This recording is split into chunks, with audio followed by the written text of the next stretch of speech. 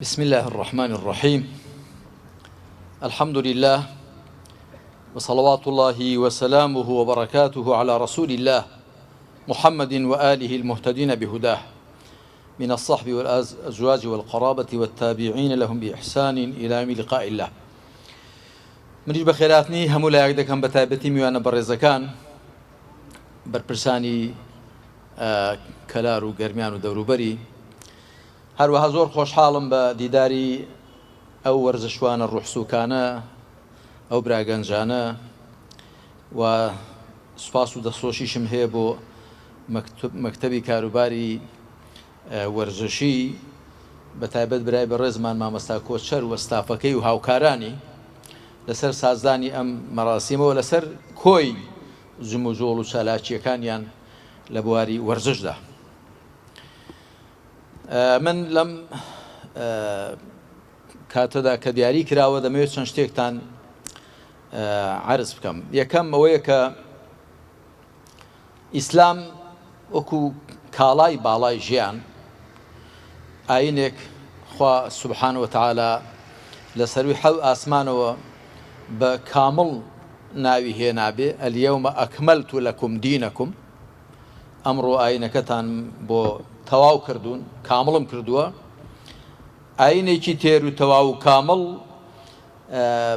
بێگومان دەبێ وەڵامی هەموو پرسیارەکانی تێدا بێ و دەبێ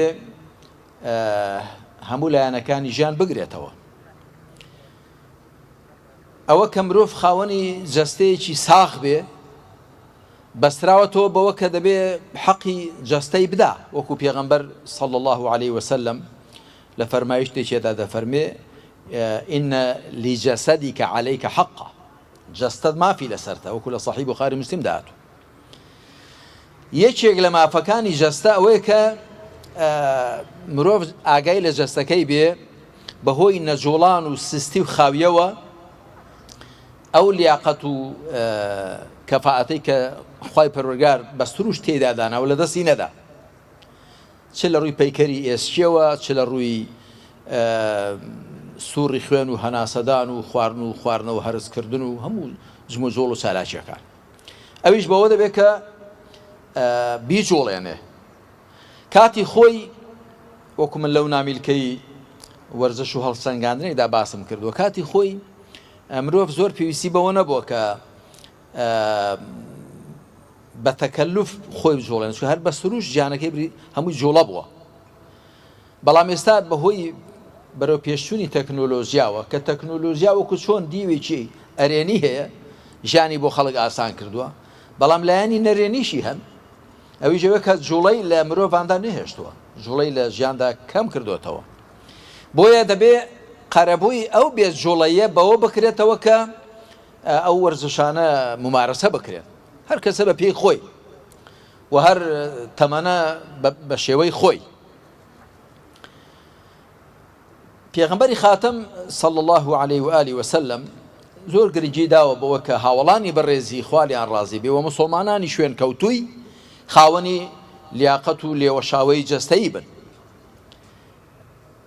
زۆر لە فەرمایشتەکانی پێغەمبەر صلی الله عليه وسلم لەسەر موسڵمانانیان فەرز کردووە کە دەبێ بجوڵێن. بۆ وێنە دەفەرمێ عەلیموا ئەولادەکم الرمایە والسیباحە والرکوب الخەیل، منداڵەکانتان فێری تیرەندازی بکەن، فێرە مەلەوانی بکەن و فێری سوارچاکی بکەن. هەروەها پێغەمبەر عەلەیهی سەڵات وسەلام هەر بۆ خۆی جەستەیەکی وەرزشی هەبووە، جەستەیەکی بە کەفاعەت و لیاقەتی هەبووە. و ئەنەسی کوڕی مالیک دەڵێ پێغەمبەری خاتەم صلی الله عليه وسلم کە دەڕۆیشت ئێمە خۆمان ماندوو دەکرد ئەوجا پێی دەگەیشتین، ئەو بەسەر خۆی نەدەهێنا، هەر بە سروشت خێرا دەڕۆیی. بەداخەوە کە هەندێک لەوانەی کە تەزکیە و تەسەووفیان بەغەڵەت ممارەسە کردو بەکار هێناوە، خزمەتی ڕوحیان کردو لەسەر حیسابی جەستە، هەر وەکو فەلسەفەی کۆنفوشیۆسی و هیندۆسی و فەلسەفەی بوذایی ئەوانی ڕۆژهەڵاتی ئاسیا و هەندێک لە لادەرانی ئاین نەسڕانی ئەویان ڕەواج پێداوە کە دەبێت خزمەتی ڕوح بکرێ، ئەساس هەر ڕوحە و جەستە هیچ نییە. بەڵام لە ڕاستیدا لە ئیسلامدا هاوسەنگی ڕاگیراوە لە نێوان ڕوح و جەسەدا. و پندێکی عەرەبی زۆر جوانە دەڵێ العقل السەلیم في الجسم السەلیم، عقلی ساخ لە جەستەی ساخدایە. ئێمە هەم قورئان لە چەند ئاەتدا وەکو لەو نامیلکێدا کە ئاماژەم پێدا باسی کردووە، ئاماژەی داوە بە هێزی جەستە، و هەم پێغەمبەری خاتم صلى الله عليه وسلم وەگە هەر ئەم فەرمایشتەی هەبوایە پێغەمبەر کە دەفەرموێ المؤمن القوي خير وأحب إلى الله من المؤمن الضعيف وفي كل خير. بڕواداری بەهێز باشترە و خۆشەویستترە لای خوا لە بڕواداری بێهێز، هەمووشیان هەر خێریان تێدایە. بڕواداری بەهێز بە تەکید مەبەست پێ هێزی جەستەیە، ئەگەر مەبەست پێ هێزی ئیمان نییە، چونکە کەسی ئیمانی بێهێز بێ ئەوە پێغەمبەر صلی الله علیه و سلم مەدحی ناکا. کەواتە دەبێ هەوڵ دەین خاوەنی جەستەیەکی بەهێز بین، هەروەکو چۆن دەبێ هەوڵ دەین خاوەنی ڕوحێکی بەهێز بین و عەقڵێکی بەهێز بین، و هەروە هەوڵ دەین خاوەنی خێزانێکی تۆکمە و بەهێز بین، و خاوەنی کۆمەلگایەکی پێکەوە جۆشدرا و بەهێز بین، و خاوەنی قەوارەیەکی سیاسی تند و تۆڵ و بەهێز بین. ئەم دینە ئیسلام دینی قووەتە، دینی عیزەتە. خوا دەفەرمێ ولله العزة ولرسوله وللمؤمنين ولكن المنافقين لا يعلمون. عیزەت واتە باڵادەستی بەدەماری هی خوایە، هی پێغەمبەرەکەیەتی عەلەیهی سەڵات وەسەلام، هی بڕوادارانە، بەڵام دەغەڵەکان نازانن. ئەمە یەک بەنسبەت گرنگی وەرزشەوە من دەستخۆشیش دەکەم لە مەکتەبی کاروباری وەرزشی کە لەوەتی دەست بەکار بوون، شوێندەستیشیان دیارە مە هەر لە سەرەتاوە گرنگی بە وەرزش هەر دراوە لە چوارچێوەی کۆمەڵی ئیسلامی پێشوو و کۆمەڵی دادگەری ئێستا، بەڵام ئەم مەکتەبی کاروباری وەرزشی یەکەم جارە ئێمە مەکتەبێک بۆ کاروباری وەرزشی بکەینەوە، هەز دەکەم کە باش دەژوڵێنەوە دەستخۆشیان لێ دەکەم. خاڵی دووەم کە ماوەسا کۆچەریش هەر ئاماژەیەکی پێدا منیش جەختی لەسەر دەکەمەوە، ئیسلام دینی ڕەحمەتە بۆ هەموو خەڵک. ئێمە هەر خێرێکمان پێیە، چ لە بواری وەرزش، چ لە بواری پەروەردە، لە بواری عەقیدە، لە بواری ئەخلاق، لە بواری زانست، لە هەر بوارێک دەبێ هەوڵ دێنێ و خێرە بگەێنین بە دەوروبەرمان. بۆیە من لێرە ئامۆژگاری هەموو تیپانە دەکەم و غەیری ئەوانیش هەموو وەرزشوانانی خۆمان کە باشترین پەیوەندی و تەواصل و کۆنتاکتان هەبێ لەگەڵ هەموو تیمە وەرزشەکانی دیکە، و هەوڵدەن ئەوانیش بەهرەمەند کە لەو چاکەی کە پێتانە، هەروەها ئەو چاکەی کە ئەوانیش پێیانە بەهرەیان لێ وەربگرن. یعنی ژیان بریتێ لە وەرگرتن و دانەوە. مسڵمان نابێ هەر چاوەڕێ بێ هەر خەڵکی لێ وەربگرێت، تۆش وەربگرە. عومەری کوڕی خەتاب خوا لێ ڕازی بێ، دووەمین جێنشینی پێغەمبەر صلی الله عليه وسلم، کە لە سەردەمی ئەودا دەوڵەتی ئیسلامی زۆر فراوان بوو، زۆر ڕێکخستنی دەوڵەت و ئیداری لە ڕۆم و فارس وەرگرت، هیچ هەستیاریشی نەبوو. زۆر تەرتیباتی ئیداری، تەدوینی دەواوین، تەمسیری ئەمسار، شارەکانی کە دروست کردن، هەروەها بەرید و پۆستەی کە دانا، سزنی دانا، چی دانا، هەمووی لە دەوڵەتی فارس و ڕۆم وەرگرت. بۆ چونکە عەرەب پاشخانی دەوڵەتداریان نەبوو، کولتوری دەوڵەتداریان نەبوو، هەژار بوون، بۆیە ناچار بوون لەو شوێنانی کە ئەزموونی دەوڵەتداریان هەیە لەوان بەهرە وەربگرن. مسلمان هەمیشە کراوەیە بەڕووی خەڵکدا، بەڕووی مرۆڤایەتیدا، بەڕووی هەموو شتە باشەکانی خەڵکدا لیان وەردەگرێ و پێشیان دەدا. خاڵێکی دیکە دەمێ ئاماژەی پێ بدەم ئەوەیە کە ئێمە هەمیشە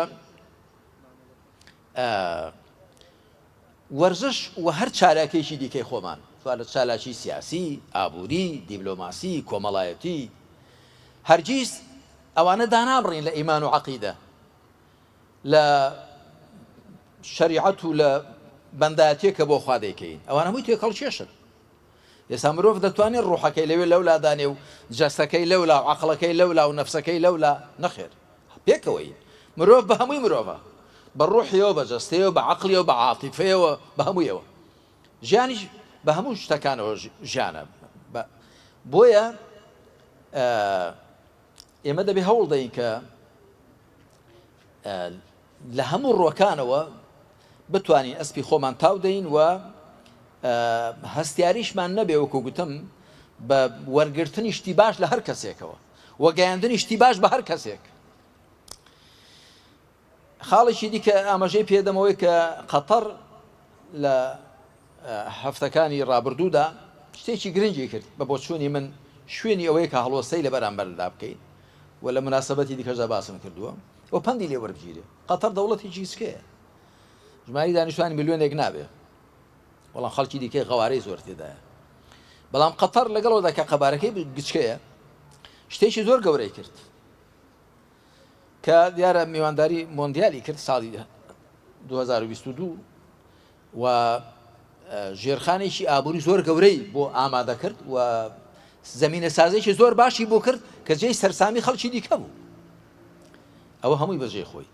بەڵام ئەوەی کە قەتەر کردی زۆر گرنگ بوو ئەوە بوو کە قەتەر بە مسڵمانەتی خۆی بە دینداری خۆی شەرم نەبوو، وەکو بەداخەوە هەندێک لە حکمڕانانی عەلمانی ئەم وڵاتە بە دینداری مسڵمانەتی خۆیان نەشەرمە. معجبن بە جوولەکە بە قەوارەی زایۆنی، نازانن کە قارەی زایۆنی هەر ناوەکەشی ناوێکی دینیە، ئیسرائیل. ئیسرائیل نازناوی حەزرەتی یعقوبە سەڵات و سەلامی خوای لەسەر بێ، یعنی عەبدوڵڵاه بە زمانی عیبری. هەر ناوەکەشیان بە ناوێکی دینیەوە ناوناوە، بە دینی خۆیان شەرم نێ جوولەکە کە دینەکەی ئەوان بەلای کەمەوە 3500 ساڵ لەمەوە پێشە.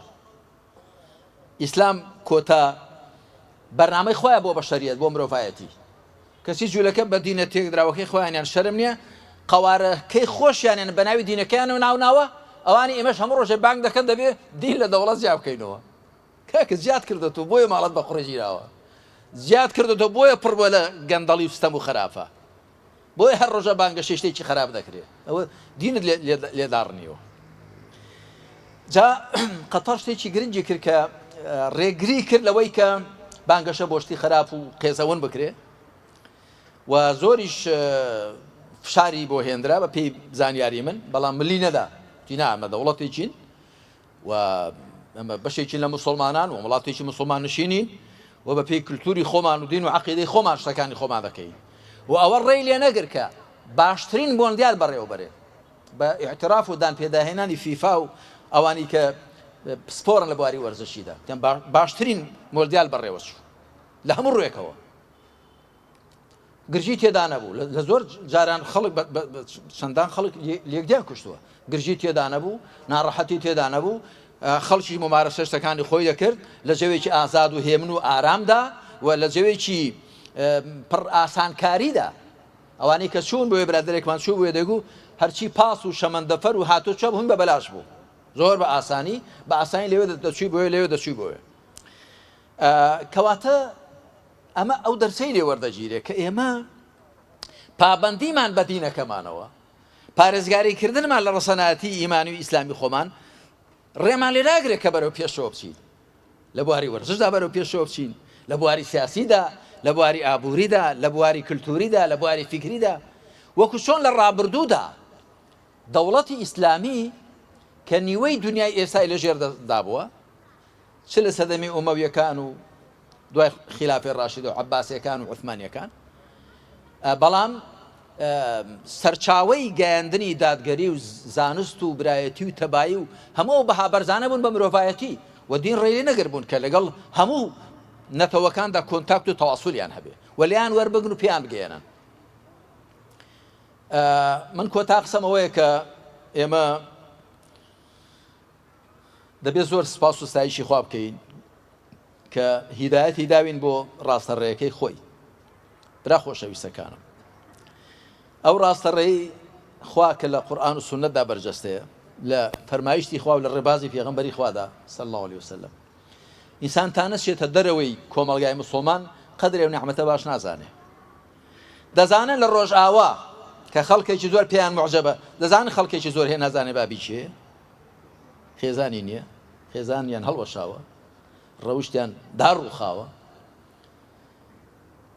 یعنی خەڵکێکی زۆر هێ نازانێ بابی چییە، دەزانێت دایکی دیارە لە چێ بووە، بەڵام جارێ وایە دایکیشی هەر ناناسێت چونکە بوویانەوەی سەر بردویانە بۆ فڕیانداوە یا دایانگای هەڵی گرتوێتەوە. ئەوەی کە ئێمە لە نێو ئەهلی ئیسلامدا هەیە ئەو ڕەحم و عەتف و خۆشەویستی و سۆز و مەحەبەت و لە شایوشیندا بەیەکەوە بوون و پێکەوە دەستبارگرتن لە نێو تەنیا لە نێو ئەهلی ئیسلامدا هەیە شتانە. ئێمە زۆر شتی باشمان هەیە، ئێستاش لەگەڵدا بێ زۆر شتی باشمان هەیە کە ئیمتیازە بۆ ئێمە، نقطەی قووەتە بۆ ئێمە. هەر بۆیە کەسانێک کە چاویان بەو چاکانی ئێمە هەڵایە دەزانین ئێمە لە ڕووی ئابوووریەوە دواکەوتوین، لەبەرەوەی لە قورئان دوورکەوتوینەوە، لە ڕووی سیاسیەوە دواکەوتوین، ڕووی حکمی میراتی و بنەماڵەیمان تەبەنی کردووە، حکمی ئاسکەرتاری و خۆفەڕستکردنمان تەبەنی کردووە لە جیاتیەوەی کە حکمی ئەوەی پێ دەڵێت شوڕایی ئەوە. ئێمە لە دواکەوتوین لەو ڕوانەی ژیانەوە، بەڵام ئێمە لە ڕووی ئەخلاقی و خێزانی و کۆمەڵایەتیەوە ئەوە نقطەی قووەتی ئێمەیە، کەچی دەیانێت ئەو نقطە قووەتەشمان نەهێڵن. جاجا بانگەشە دەکەن بۆ هەندێک شت کە خێزان هەڵوەشێ ڕەوش نەمێنێ، بۆچی؟ بۆ ئەو نقطە قووەتێک کە تۆ هەتە نەتمێنێ. وەکو من بەرپرسێکی باڵای ینی غەیری لایەنێکی ئیسلامی لەم ڕۆژانەدا بینیم، وتم بۆ وا دەکەن؟ وتی وەڵای بۆیە وا دەکەن ئێمە ژۆ خۆیان لێ بکەن. ئێوان هەزاران کەسیانی نازانێ بابی چییە، هەزاران خێزانیان لێک هەڵوەشاوە، وەکو دێناسۆر خەریکی ئینقیرازن، دەیانیمە ژوا لێ بکەن. دم ئافەر مادەم ئەوەی تێگەیشتی پیاوێکی عاقڵی. جا با ئێمە بزانین کە دینداری موسڵمانەتیەکەمان بەرەو هەموو شتێکی چاکمان دەبا و ڕێی هیچ شتێکی چاکمان لێ ناگرێ، تەنیا ڕیشتی خراپمان لێ دەگرێ. وەکو خوا دەفەرمێ يحل لهم الطيبات ويحرم عليهم الخبائث، هەرچی پاک و چاک و سوود بەخشە بۆیان حەڵال دەکا، هەرچی پیس و زیان بەخشە لیان قەدەغە دەکا. و با هەرچی زیاتر لە دینەکەی خوا حاڵی بین و پێوە دەستگرتوو بین و بەڕووی خەڵکدا کراوە بین، گەش و گۆڵ بین، زمان شیرین بین، قسە خۆش بین، دینەکەمان وایە. و لە خوای پەروەردگاریش داواکارین دەروی خێر لە میلەتەی ئێمە بکاتەوە لە هەموو ڕووەکانەوە، لە ڕووی ژیان و گوزەران و ئابووریەوە، لە ڕووی کۆمەڵایەتیەوە، لە ڕووی سیاسیەوە، لە ڕووی ئەمنیەوە، خوا دەروی خێرمان لێ بکاتەوە و بەو شێوەمان لێ بکات کە شایستەی میلەتێکی موسڵمانە. دووبارە من دەستخۆشی دەکەم لە مەکتەبی کاروباری وەرزشی و لە هەموو تیمەکان و لە هەموو بەڕێزان کە تەشریفیان هەیە. وەسەلام عەلەیکم وەڕەحمەتوڵڵاهی وبەرەکاتوه.